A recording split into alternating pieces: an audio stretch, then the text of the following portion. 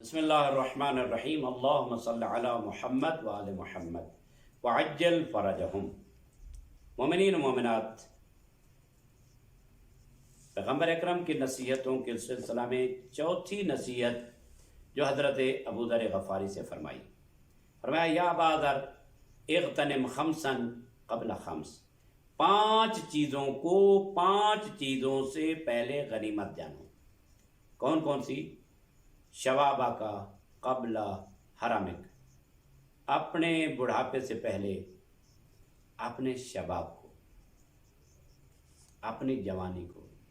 ایک جگہ پر میں نے سنا کہ ایک آدمی بزرگ سڑک پہ چل رہا تھا اپنی کمر کو جھکا کر، تو بعض جوان وہاں سے گزر رہے تھے، تو ایک جوان نے پوچھا بابا چوانی گر گئی؟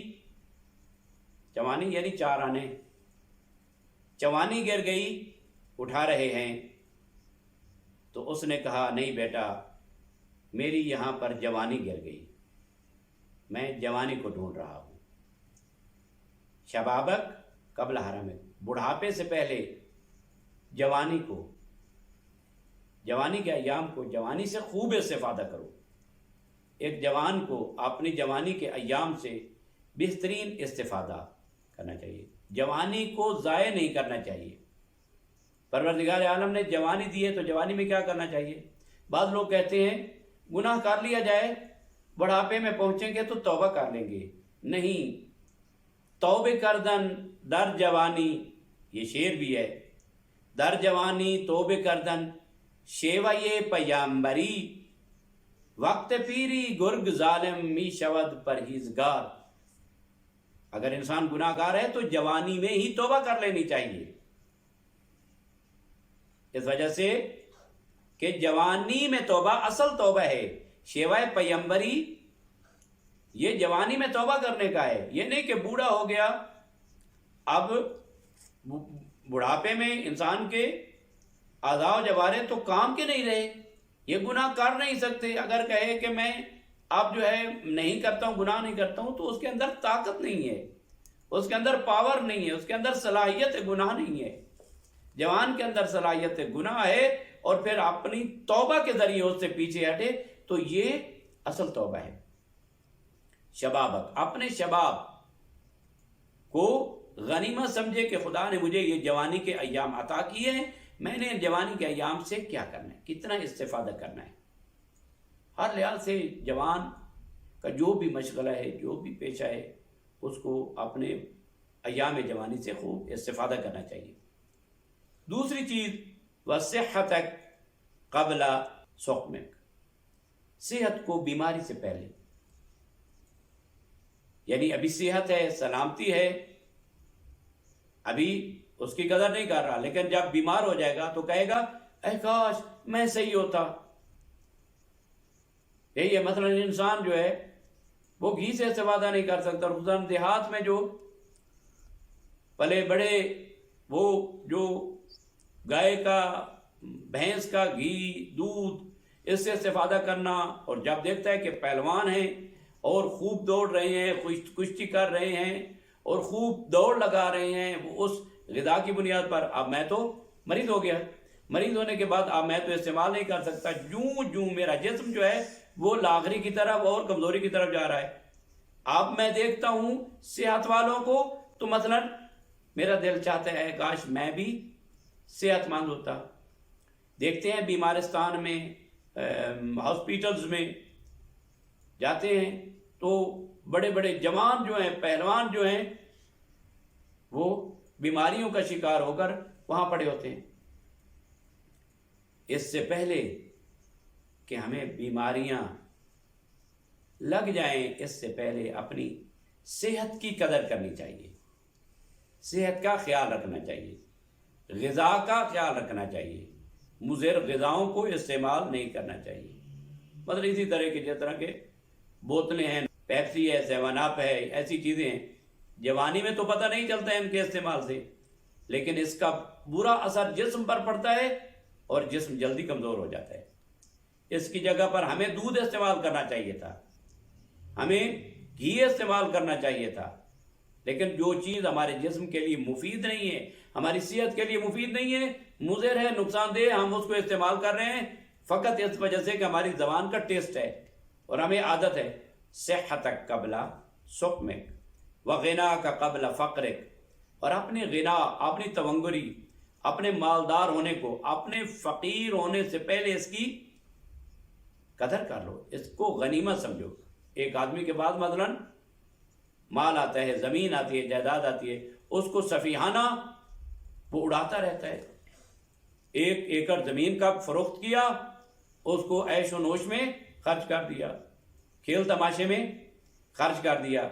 ایسا نہیں ہے، غنا ہے، اللہ نے غنا دی، اللہ نے مال دیا، اس مال کے صحیح استعمال کو مد نظر رکھنا چاہیے۔ وقت فراغک قبل شغلک، اور اپنی فراغت کی قدر کر لو اس سے پہلے کہ انسان کے پاس وقت نہ رہے۔ لہذا اس فارغ ہونے کو انسان کیا کرے؟ غنیمت سمجھے۔ وحیاتک قبل موتک، آخری چیز جو ہے وہ یہ ہے کہ انسان اپنی زندگی کو اپنی موت سے پہلے غنیمت سمجھے۔ آپ نے قرآن مجید میں پڑھا لن یؤخر اللہ نفسا اذا جاء اجلها، جب آ جائے گی موت تو پروردگار عالم 1 مائکرو سیکنڈ بھی موت کو مؤخر نہیں کرے گا، ڈیلے نہیں کرے گا۔ چاہے کوئی نبی بھی ہو، چاہے کوئی وسیع ہو، چاہے کوئی بھی ہو، پروردگار عالم موت کے وقت کو ٹالے گا نہیں۔ البتہ یہ ہے کہ موت 2 قسم کی ہے، ایک حتمی ہے اور ایک غیر حتمی ہے۔ بعض چیزیں جو ہیں صدقات کے ذریعے موت آئی تھی، صدقہ دینا تھا، موت ٹل گئی، صلہ رحمی کرنی تھی، موت ٹل گئی، یہ وہ غیر حتمی موت ہے۔ ایک ہے حتمی موت، خدا نہیں ٹالے گا۔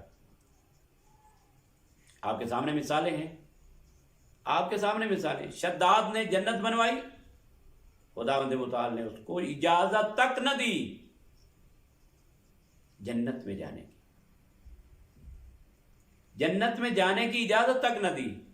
وہ اتنی بہترین جنت، محلات، گھوڑے پر سوار ہو کر وہ ٹھاٹ باٹ کے ساتھ، لیکن فرشتہ موت نے کہا نہیں، نو انٹرنس، اجازت نہیں ہے، اندر داخلے کی اجازت نہیں ہے۔ پروردگار عالم نے جنت سمیت اس کو اٹھا لیا، اس کو مہلت نہیں دی جنت میں جانے کی۔ حضرت سلیمان ابن داؤد جن کی حکومت ہوا پر تھی، پرندوں پر تھی، جنات پر تھی، لیکن جب موت کا وقت آیا اپنے عصا کی ٹیک پر کھڑے رہے، وہیں پہ فرشتہ موت نے آ لیا۔ جب احمد مرسل نہ رہے تو پھر کون رہے گا؟ کیا کرو؟ حیات قبل موتک، اپنی موت سے پہلے اپنی حیات کو، اپنی زندگی کو غنیمت سمجھو۔ زندگی کو غنیمت سمجھنے کا معنی کیا ہے؟ کہ خوب کماؤ، خوب کھاؤ، بس عیش و عشرت میں رہو، نہیں، ایسی بات نہیں ہے۔ جس مقصد کے لیے پروردگار عالم نے خلق کیا ہے، پیدا کیا ہے، اس مقصد کو سمجھنا چاہیے۔ وہ مقصد کیا ہے؟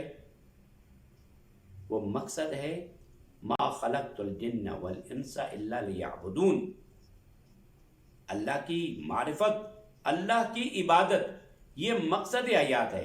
اللہ نے روکا نہیں ہے کمانے سے۔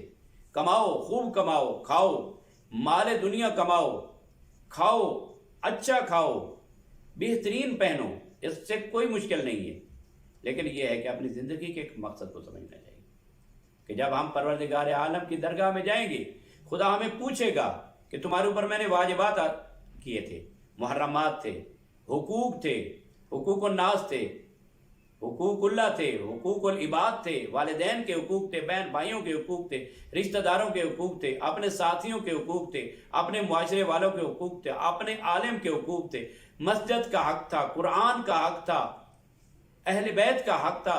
یہ تمام حقوق میں نے تیرے اوپر واجب کیے تھے، بتاؤ ان میں سے کون سے حقوق ادا کر کے اس زندگی کے ان لمحات میں تم میرے پاس آ گئے ہو۔ سوال تو ہونا ہے، سوال کیا جانا ہے، سوال سے بھی فرار نہیں ہو سکتا ہے. کہاں فرار ہو سکتا ہے کہ جب ہمارا تمام وجود اسی کا دیا ہوا ہے، تو پھر ہم کہاں فرار ہو سکتے ہیں؟ ہماری زبان انکار کرے گی تو پھر اس وقت ہمارے یہی ہاتھ، ہمارے یہی پاؤں، ہمارے یہی اعضاء و جوارح یہ گواہی دیں گی، ہماری آنکھیں گواہی دیں گی، ہمارے کان گواہی دیں گے، ہماری زبان جب وہاں ٹال مٹول کرے گی اور وہاں پہ کوشش کرے گی جھوٹ بولنے کی، تو اس وقت خداوند متعال فرما رہا ہے الیوم نختم علی افواہہم وتکلمنا ایدیہم، آج کے دن ہم ان کے زبانوں پہ مہر لگا دیں گے، یہ ان کے منہ پہ مہر لگا دیں گے، اور ہمارے ساتھ ان کی ہاتھ بات کریں گے، ان کے کان بات کریں گے، ان کے اعضاء و جوارح ہمارے ساتھ بات کریں گے. پھر خدا کی آواز آئے گی. دنیا میں رہتے ہوئے کسی کو انسان ہی نہیں سمجھتا تھا، تجھے پتہ ہی نہیں تھا کہ میرا کوئی خالق بھی ہے یا نہیں ہے. لمن الملک اليوم، آج ملکیت کس کی ہے؟ آج بتاؤ کس کی شہنشاہت ہے؟ ایک سجدہ بھی نہ دیا اور زمین پر اکڑ اکڑ کر چلتا تھا.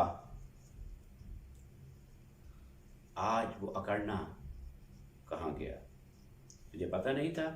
یہ زمین کی سطح پہ اکڑ اکڑ کر چلتا تھا، وہی زمین تمہیں آوازیں دے کر کہتی تھی آرام سے چلو، میرے ہی شکم میں تو نے آنا ہے، یاد رکھنا تیری ہڈی اور پسلی جدا کر دوں گی.